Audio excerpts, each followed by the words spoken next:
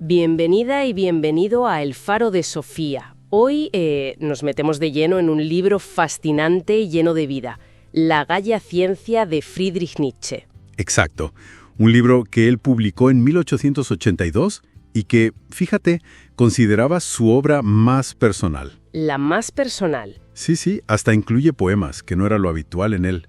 El título ya sugiere algo, ¿no? Esa sabiduría alegre, casi poética, una mezcla de filosofía y arte. Y un dato importante, creo, lo escribió mientras se recuperaba de una enfermedad, ¿verdad? Así es, y eso se nota, ¿eh? Le da un aire como más optimista, de decir sí a la vida. Claro que contrasta quizá con otras obras suyas más críticas, ¿no? Justo. Así que, nuestra misión hoy es intentar desgranar algunas de esas ideas clave que tiene el libro. Ideas que siguen resonando un montón hoy en día, sobre todo yo creo para la gente más joven que está, descubriendo el mundo. Totalmente. Pues venga, empecemos por la frase, la más famosa y quizá la peor entendida. Dios ha muerto. Sí, esa frase. Más allá del shock inicial, ¿qué quería decir Nietzsche con eso? ¿Literalmente qué? No, claro, no es literal. Es más bien un diagnóstico cultural. Él ve que en la sociedad moderna, pues, la fe en Dios ya no es la base única para la moral, para encontrarle sentido a todo. Como que esa referencia común se estaba perdiendo. Exacto.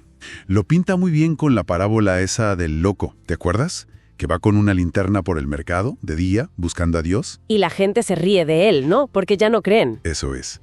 Pero la pregunta que lanza Nietzsche es, ¿y si esa base ya no está? ¿Qué ponemos? ¿Sobre qué construimos ahora? Es una pregunta enorme. Plantea una crisis, sí, pero también lo ve como una oportunidad, ¿no? Totalmente. Una liberación, dice él. La oportunidad de que la humanidad cree sus propios valores. Por fin. Vale, una tarea complicada, pero liberadora. Muy Nietzsche eso. Y conecta, claro, con otra idea suya muy potente, el eterno retorno. Ahí vamos, el eterno retorno. Eso sí que da vértigo. ¿Cómo lo explica? Pues lo plantea como un experimento mental. A ver, imagínate que viene un demonio y te dice, oye, esta vida tuya, tal cual, con lo bueno y lo malo, cada detalle, ¿sí? La vas a tener que vivir otra vez. Y otra, infinitas veces, igualita. Madre mía. La pregunta es, ¿te hundirías en la miseria o dirías, pues venga? La idea de fondo es un desafío. Vive de tal manera que quieras que esa repetición eterna ocurra. Es como preguntarte, ¿verías la peli de tu vida en bucle una y otra vez? Si la respuesta es, no, entonces... Entonces, ¿qué cambiarías ahora mismo? Exacto. Es una llamada a la autenticidad radical. Pero claro, ¿cómo llegas a afirmar así la vida? Con todo. Con las partes duras también. Pues ahí entra otro concepto clave. El amor fati. Amor al destino. Suena resignado, quizás. Ojo, no es resignación pasiva de, ¿qué le vamos a hacer? Es más bien una aceptación activa. Un amor, sí, un amor a todo lo que te trae la vida. Incluso lo malo. Incluso lo malo. Verlo como necesario, como parte de quien eres. Si, según el eterno retorno, tienes que revivirlo todo... Más vale aprender a quererlo, ¿no? Exacto. Aprender a amarlo. Es decir, un sí gigante a la vida, tal y como es, sin quitarle nada. Entendido. Ese sí, esa afirmación, tiene que ver con la voluntad de poder, que es otro concepto que suena. Suena a dominación, ¿verdad? A poder sobre otros. Un poco, sí. Bueno, pues hay que tener cuidado con esa interpretación. Nietzsche la describe más como el impulso fundamental de todo ser vivo. ¿Impulso a qué? A crecer, a superar obstáculos, a ser más fuerte, más capaz, más creativo. Es la energía que te mueve a mejorar, a aprender algo nuevo, a esforzarte. Ah, vale, o sea, más dominio de uno mismo que de los demás. Mucho más. Es la fuerza que te impulsa a crear esos nuevos valores de los que hablábamos, después de la muerte de Dios. Es superación personal en el fondo. Vale, ahora lo pillo mejor. Y esto de crear valores, de interpretar la vida, ¿cómo encaja con el perspectivismo? Pues encaja perfectamente. El perspectivismo es otra idea central. Nietzsche dice algo así como, no hay hechos, solo interpretaciones.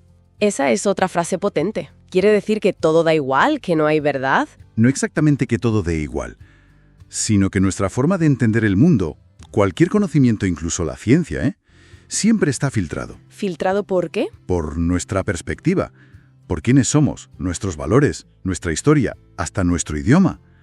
Es como mirar un objeto desde distintos sitios. Cada uno ve una parte, una cara distinta. Eso es. Ninguna visión es la verdad absoluta y única, pero todas aportan algo. Es una invitación a ser humildes intelectualmente, ¿sabes?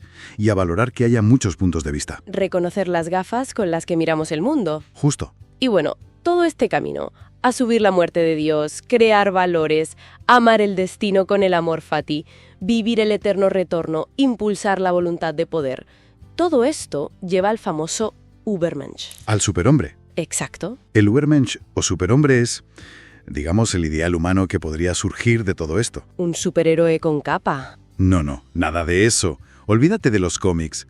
Es el ideal de persona que ha superado esa necesidad de un dios o de verdades absolutas externas. ¿Y entonces? Pues es alguien que se atreve a crear sus propios valores, que vive afirmando la vida a tope, abrazando el eterno retorno y el amor fati, que usa su voluntad de poder para crear, para transformarse. Un pensador libre y creativo, entonces. Muy libre, muy creativo. No es algo que eres, sino más bien una meta, un horizonte hacia el que podemos intentar caminar, superándonos a nosotros mismos. Entendido. Oye, y todas estas ideas, aunque sean complejas, han calado en la cultura, ¿verdad? En el cine, por ejemplo. Sí, totalmente. Se me ocurre ahora el Día de la Marmota. El Día de la Marmota es como un experimento nietzscheano en vivo, casi. La repetición forzada, obliga al prota a mirar de frente sus actos, el valor de su vida. Se alinea totalmente con lo que Nietzsche quería provocar con ese experimento mental.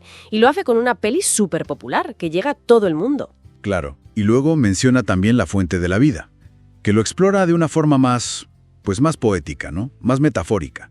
Muestra que el concepto da para mucho. Vale, pasemos a otro concepto que a veces, se entiende regular. La voluntad de poder. El análisis la presenta no como querer dominar a otros, sino como ese impulso vital, ¿no? Para superarse, para afirmarse uno mismo. Exacto, es un punto clave. Y los ejemplos que da son potentes. El Club de la Lucha, por ejemplo. Una visión muy polémica de la liberación, quizá del Übermensch, del superhombre. O Morfeo en Matrix. Él actúa como un guía, ¿verdad? Despertando esa voluntad en Neo, ayudándole a realizarse. Sí. Son personajes que rechazan quedarse quietos, que desafían las normas, que intentan crear sus propios valores. Es un eco de esa llamada de Nietzsche a la autocreación. Y lo hacen en pelis muy conocidas, que acercan esas ideas. Y se menciona también Joker. ¿Cómo encaja aquí? Porque parece una versión mucho más oscura de esa autoafirmación, ¿no? Totalmente. Joker, según esta fuente, se puede leer a través del nihilismo y de una voluntad de poder, pero distorsionada. Como una autoafirmación que pasa por la destrucción. Ya. Muestra los peligros de esa fuerza vital cuando se tuerce, cuando no va hacia crear o superar, sino hacia el resentimiento. Y esto nos lleva de través al nihilismo. Exacto, esa sensación de vacío, de que los valores de siempre ya no se sostienen. El texto vuelve a citar Joker y también American Beauty. Ahí los personajes cuestionan a fondo el vacío de la vida, los suburbios, los valores establecidos. Claro. Y si miras el panorama general, el cine actual explora mucho las crisis morales, la desilusión, cómo se desmoronan las estructuras sociales. Son como ecos de esa muerte de Dios, de lo difícil que es encontrar sentido en un mundo que parece haberlo perdido. Refleja inquietudes muy de ahora. Ahora, importante, hay una advertencia que el propio análisis hace. Estas interpretaciones del cine son muy sugerentes, pero, ojo, no siempre capturan toda la complejidad del pensamiento de Nietzsche. Eso es fundamental. A veces simplifican o adaptan las ideas para que funcionen en la historia, ¿no? Precisamente. El cine interpreta. No es un manual de filosofía. Puede ser una puerta de entrada genial, despertar la curiosidad. Claro. Pero para entender a fondo, con matices, hay que ir a los textos de Nietzsche. Si algo de esto resuena, la invitación es clara, a leerlo directamente. Entonces, resumiendo un poco, hemos visto cómo la muerte de Dios, el eterno retorno, la voluntad de poder, el nihilismo, no son solo ideas abstractas, palpitan en historias que nos emocionan en pantalla. Ajá. Demuestran que Nietzsche sigue siendo relevante para entender temas humanos que no pasan de moda. Su filosofía, en el fondo, es una llamada a decir sí a la vida, a encontrar alegría incluso en lo difícil y a crear nuestros propios valores.